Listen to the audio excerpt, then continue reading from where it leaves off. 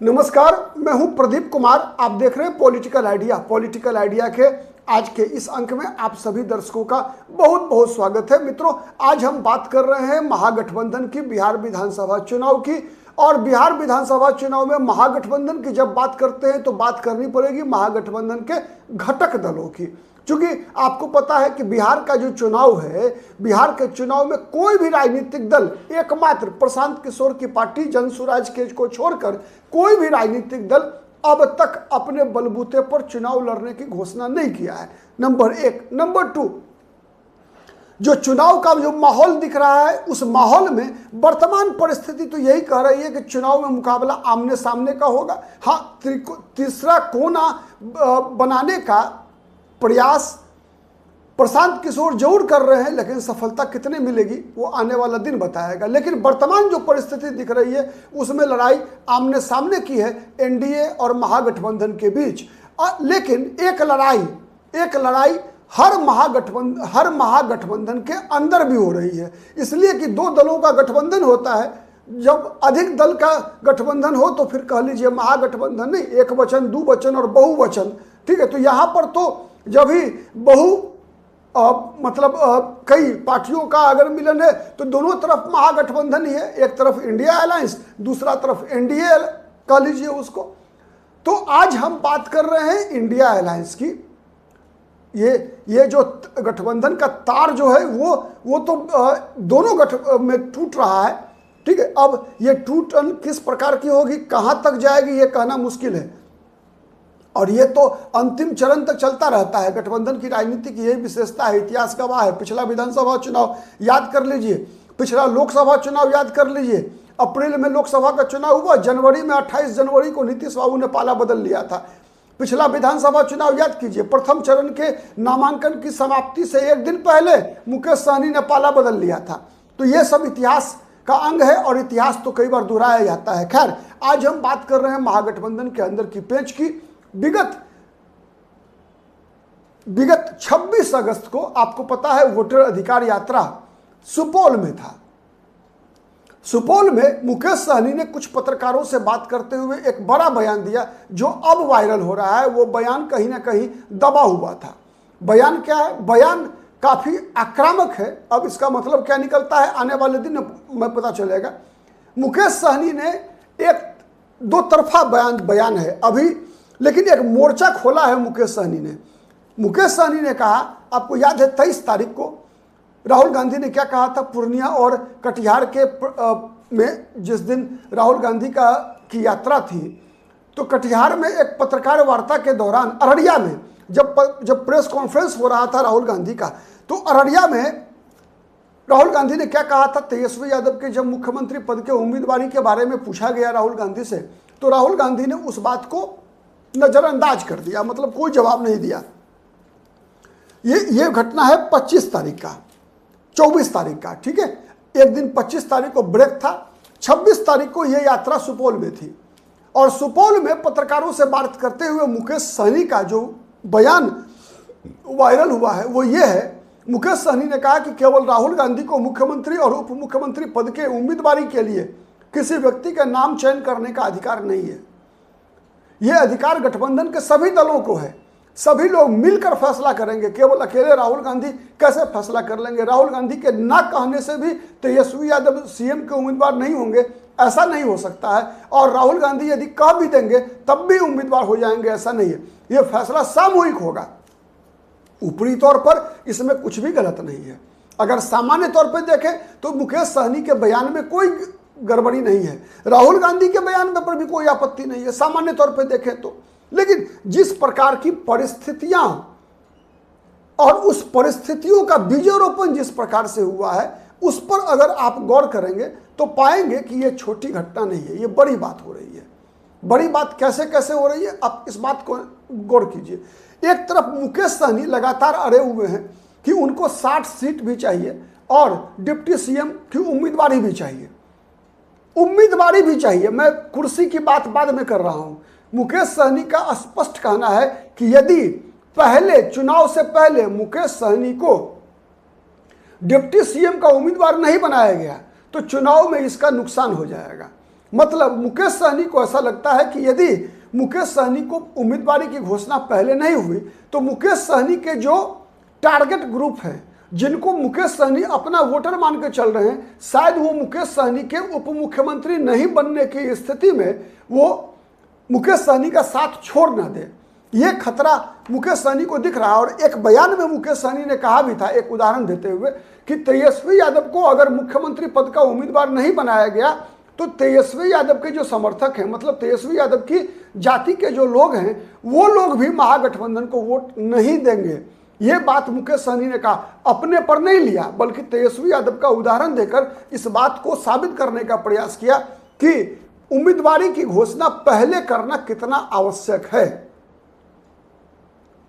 वहीं कांग्रेस की और यही रणनीति तेजस्वी यादव की भी है। और इसी रणनीति के तहत आप याद कर लिए, नवादा में जब इस यात्रा के तीसरे दिन राहुल गांधी नवादा में थे, ठीक है, नवादा में, ये 19 अगस्त को, उसी दिन क्या हुआ, उसी दिन शाम में नवादा की सभा में जब तेजस्वी यादव ने राहुल गांधी को प्रधानमंत्री पद का प्रधानमंत्री बनाने की बात कही तो तेजस्वी यादव की चिंता वहां भी जाहिर हुई।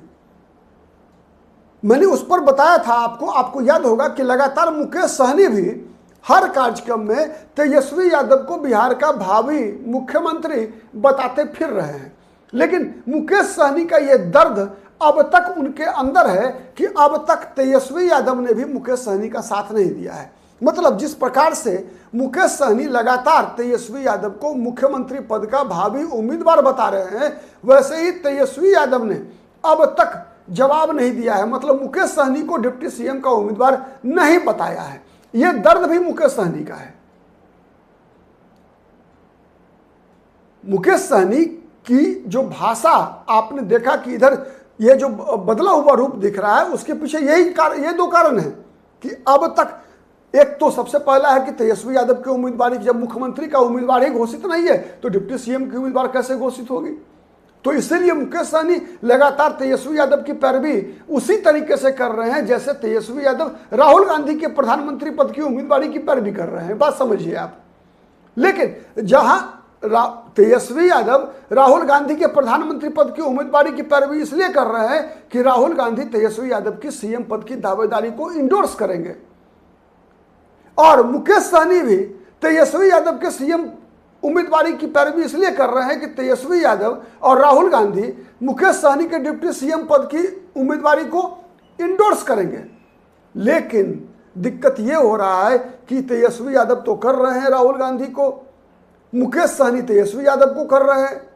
इतना ही नहीं, इस बयान को बैलेंस करने के लिए मुकेश सहनी ने एक और बयान दिया।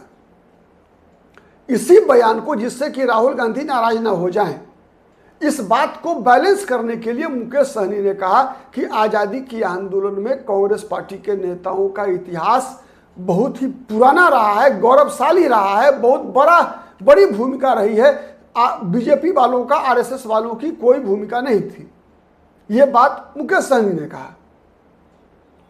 तो इस एक तरह से कह सकते हैं कि राहुल गांधी पर जो ये मुकेश सहनी का परोक्ष हमला था, उसी को बैलेंस करने के लिए मुकेश सहनी ने यह बयान दिया कि कांग्रेस पार्टी की भूमिका आज़ादी के आंदोलन में बहुत बड़ी रही है। साथ ही राहुल गांधी के वोट चोरी के आरोप पर भी लगातार राहुल गांधी की भाषा में ही भारतीय जनता पार्टी पर आरोप लगाना इस बात को साबित करता है कि मुकेश सहनी बैलेंस करने का प्रयास कर रहे हैं, लेकिन उनका निशाना एकदम सटीक है। मतलब मुख्यमंत्री, तेजस्वी को मुख्यमंत्री बनाने की बात मुकेश सहनी इसीलिए कर रहे हैं, उसी प्रकार से कर रहे हैं जैसे तेजस्वी यादव ने राहुल गांधी के प्रधानमंत्री पद की उम्मीदवारी की बात कही। अब देखना है आने वाले दिनों में क्या होता है। लेकिन कांग्रेस की मित्रों अलग रणनीति है। कांग्रेस की रणनीति सीधा है। कांग्रेस चाहती है कि सामूहिक नेतृत्व में विधानसभा चुनाव में जाया जाए, और उसके पीछे कांग्रेस का यह डर है, क्योंकि विगत कई चुनाव से 2005 के बाद जितने भी चुनाव हुए हैं, 2005 छोड़िए, 2010 के बाद, 2000 ईस्वी के बाद से ही लगातार 25 वर्षों से बिहार में जो चुनाव का ट्रेंड है, अपवाद रहा केवल एक 2004 का लोकसभा चुनाव, जब हर बार मतदाताओं का जनादेश जो है बिहार में वो एंटी लालू यादव परिवार रहा है।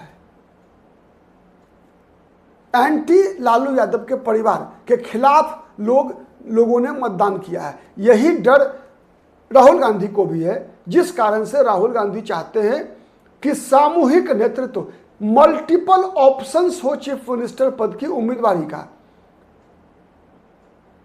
लोग मुख्यमंत्री पद के उम्मीदवार के रूप में तेजस्वी यादव को भी देखें, लोग राजेश राम को भी देखें, लोग मतलब यादव जाति को भी देखें, दलित समाज को भी देखें। इस प्रकार की रणनीति जो है राहुल गांधी लगातार एक मैसेज जाए पब्लिक डोमेन में कि इन महागठबंधन के पास केवल तेजस्वी यादव ही नहीं बल्कि मुख्यमंत्री कांग्रेस का भी बन सकता है। ये मैसेज राहुल गांधी देना चाहते हैं, इसलिए भी देना चाहते हैं जिससे कि एक तो ध्रुवीकरण नहीं हो, दूसरा अगर कांग्रेस के माने किसी नेता के मुख्यमंत्री बनने की संभावना बनेगी तो फिर राहुल गांधी का यह कैलकुलेशन है कि शायद कांग्रेस का जो पुराना वोट बैंक रहा है वो भी कांग्रेस के मुख्यमंत्री पद के मुख्यमंत्री बनने की संभावना के मद्देनजर वो भी कांग्रेस के पास वापस लौट कर आ सकता है। वो जो सवर्ण, वो दलित, वो मुसलमान का वोट बैंक है वो वापस आ सकता है। अगर हम इन तीन वर्गों में देखें तो स्पष्ट रूप से आपको दिखेगा कि विगत कई चुनाव से सवर्ण तो माने कांग्रेस को छोड़कर इसीलिए गए थे कि कांग्रेस ने आरजेडी से हाथ मिलाया था, कांग्रेस के सरकार का नेतृत्व करने की संभावना छीन हो गई थी। मुसलमान भी अब विगत 7-8 वर्षों से देखेंगे तो आरजेडी से नाराज चल रहा है। जहां उसको मौका मिल रहा है एआईएमआईएम के साथ जा रहा है, जहां मौका मिल रहा है वहां निर्दलीय शंकर सिंह के साथ चला जाता है। रुपौली विधानसभा उपचुनाव में आप देखिए, गोपालगंज विधानसभा का उपचुनाव, मैं कोई बात हवा में नहीं करता, मैं तथ्य और तर्क के साथ बात कर रहा हूं, आपको बता रहा हूं। आप गोपालगंज विधानसभा में उपचुनाव हुआ था, याद होगा आपको, जब वहां के तत्कालीन विधायक सुभाष सिंह की निधन के बाद वहां उपचुनाव हुआ जिसमें उनकी पत्नी कुसुम देवी चुनाव लड़ी।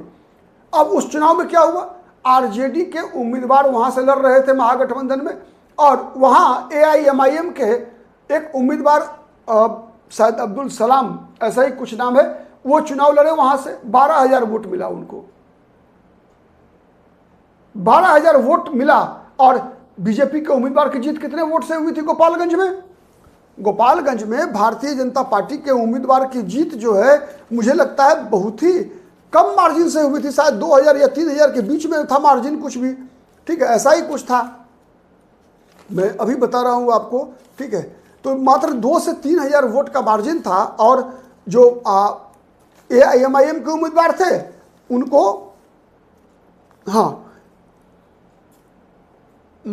देखिए मात्र कितनी वोट से जीती थी, 1794 वोट से कुसुम देवी जीत हुई, मात्र 1794 वोट से जीती, जबकि एआईएमआईएम के अब्दुल सलाम को 12,214 वोट मिला था। मतलब मुसलमान का वोट जो है एआईएमआईएम को मिल गया गोपालगंज में। मैं सीमांचल की बात नहीं कर रहा, रुपौली में जहां एआईएमआईएम के उम्मीदवार नहीं थे, याद होगा आपको, वहां पर मुसलमानों ने निर्दलीय शंकर सिंह को वोट डाला। आप याद कीजिए गया जिला में बेलागंज विधानसभा सीट, वहां पर मुसलमानों मतदाताओं ने वहां जनसुराज के उम्मीदवार मोहम्मद अमजद को वोट डाला, सुरेंद्र यादव और जनता दल यूनाइटेड के उम्मीदवार को वोट डाला, मनोरमा देवी को, न कि सुरेंद्र यादव के पुत्र विश्वनाथ यादव को वोट नहीं डाला। आपको याद होगा कि गया के बेलागंज विधानसभा उपचुनाव में ही ओसामा साहबुद्दीन के पुत्र गए थे चुनाव प्रचार करने के लिए, जहां पर वहां के स्थानीय मुसलमानों ने ही ओसामा साहब का विरोध कर दिया, खुली सभा में विरोध हुआ। ऐसा पहली बार हो रहा था। तो ये जो चिंता है राहुल गांधी की, इसी कारण से राहुल गांधी भी नहीं चाहते, ठीक है। तो अब देखना है कि बातें किसकी चलती है, राहुल गांधी की, कांग्रेस पार्टी की, मुकेश सहनी की, और किसका हित सत्ता है, किस रणनीति से चुनाव में जाती है। अभी कई मोड़ आएंगे ऐसे जब रणनीति में परिवर्तन होने की पूरी संभावना होगी। हमारी नज़र बनी रहेगी, आप अपना नज़र बना के रखिए हमारे चैनल पे पॉलिटिकल आइडिया पर। अब तक यदि सब्सक्राइब नहीं किया है तो प्लीज़ सब्सक्राइब कर लीजिए, शेयर कीजिए वीडियो को, जिससे कि अधिक से अधिक लोगों तक हमारी बात पहुंच सके। आज के लिए इतना ही, बहुत बहुत धन्यवाद।